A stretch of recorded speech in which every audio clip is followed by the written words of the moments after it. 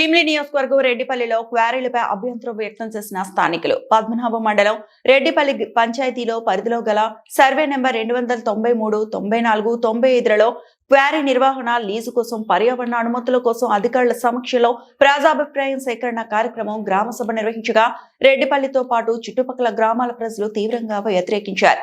Quarry తవ్వకాలకు అనుమతి ఇవ్వకూడదని స్థానిక ప్రజలు అడ్డు చెబుతుండగా ఎన్జీఓ సంస్థలకు సంబంధించిన నాయకులు ఇస్తే తప్పు ఏముంది అని అనడంతో స్థానిక ప్రజలు ఎన్జీఓల మధ్య వాగ్వాదం జరిగి కొట్లాటకు దారి తీయడంతో పద్మనాభం పోలీస్ అధికారులు ఎలాంటి ఘటనలు జరగకుండా నియంత్రించడం జరిగింది.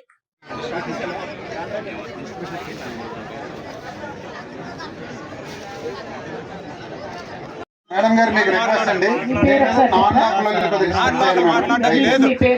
నా పేరు కుప్పాల లక్ష్మణరావు, రెడ్డిపల్లి గ్రామం నుంచి. కుప్పాలకి వెళ్ళిపోవాలా? ఈ మామిడి తోటలో చెప్పారు. ఈయన ఎవరు నియమించారు? ఈయన ఉద్యోగం ఏంటి? లేక ఇక్కడ ప్రజల్ని సరిపెట్టి మాట్లాడమా? ప్రజల్ని ఒక ఎర్రోలు చేసి మాట్లాడమా? ఈయనకి జీతం ఎందుకు ఇస్తున్నారు చెప్పండి, ఆలోచించండి మీరు అందరూ. ఈయనకి జీతం ఎందుకు ఇస్తున్నట్లు అసలు మీకేడు పని చెప్పండి. ఈ మండలంతో మీకేడు పని? ఈయన జీతం ఎందుకు ఇస్తానంటే ఒక అనడానికి మాత్రమే వరకు మీరు ఉండాలి. ఉద్యోగాలు మేము ఎవరు పర్లేదు, ఇంతకు ముందు సెంట్రల్ గవర్నమెంట్ లో 27 సంవత్సరాలు ఉద్యోగం చేసుకొచ్చాను. KIOCL కొత్తముఖి ఐరన్ ఓర్ కంపెనీ లిమిటెడ్ చిక్కమంగళూరులో మూతపడిపోయింది. ఈ వ్యవసాయాలకు నష్టం కలబట్టే మూతపడిపోయింది. అందులో మా డిపార్ట్మెంట్ తరపు నుంచి నేను ఒక మెంబర్ని. అక్కడ ఉండే రిమార్క్స్ అన్ని నాకు తెలుసు. లేకపోతే NTPC కోర్బా ఛత్తీస్గఢ్ లో అక్కడ 6 నెలలు వచ్చిన గాలికి ఆ విలేజ్ లో ఉన్న వాళ్ళందరూ వంట చేసుకునేటప్పుడు ధూళి పడుతుందని చెప్పి 6 నెలలు కంపెనీ వాళ్ళు వాళ్ళకి భోజనాలు అందిస్తారు. భోజనాలు అందించినంత మాత్రాన వాళ్ళ బతుకులు బాగుపడిపోయావా? ఒక్కసారి కంపెనీని స్థాపించిన తర్వాత ఈ దుమ్ము ధూళే, అది కూడా పెద్ద కెమికల్ ఫ్యాక్టరీ కాదు. NTPC అంటే కెమికల్ కాదు, ఓన్లీ అలాంటి వాళ్ళు వచ్చి మాట్లాడడం లేదు. అతను ఎంత అడిగారండి, కిడ్నీ ప్రాబ్లమ్స్ చాలా మంది చనిపోతే అతను ఒకసారి రాలేదు కదా, ఈ కంపెనీ వాళ్ళు కూడా రాలేదు కదా. రేపు పొద్దున మాకు ప్రాబ్లం వచ్చి వస్తారా? అందరూ ఇంకెవరు ఉన్నారు కదా, ఈ 3 కంపెనీలు కూడా ఇదే పంట తెస్తాం అంటున్నారు. ఇంకో దగ్గర కాదు.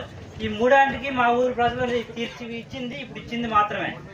ఏదైతే శాఖన ప్రజాభిప్రాయ శాఖను ఇచ్చారు ఇప్పుడు మాట్లాడారో ఈ 3 కంపెనీలకి అదే శాఖను మేడం. మళ్ళీ పదే మాట్లాడి అంత ఎడ్యుకేటర్స్ ఎవరు కాదు మేడం.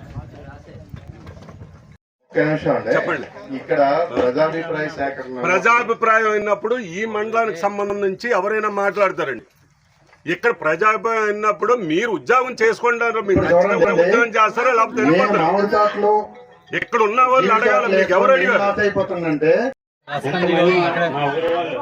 ప్రజలు చెప్పారు ఇది న్యాయం జరుగుతుంది. నాకైతే నమ్మకం లేదు. ఎందుకంటే మిగిలిన గ్రామ ప్రజలందరూ అభిప్రాయాలు చెప్పండి. కేవలం అభిప్రాయం చెప్తాను. ఇప్పుడు ఎలాంటి వ్యక్తులు 10 మంది వస్తారు, 10 మంది ఇస్తారు రిపోర్ట్లు. వీళ్ళు రిపోర్ట్లు చేసుకుంటారు, ముందుకు వెళ్తారు. దయచేసి మీరందరూ ఒక నిర్ణయం తీసుకోండి. మీకు ఎవరికి బద్రిపడి గ్రామం మా కొంత భూమి లేకపోతే ప్రజలు మాట్లాడకూడదా? భూమి లేకపోతే గ్రామస్తులు మాట్లాడకూడదా? గ్రామస్తులు మాట్లాడకూడదా?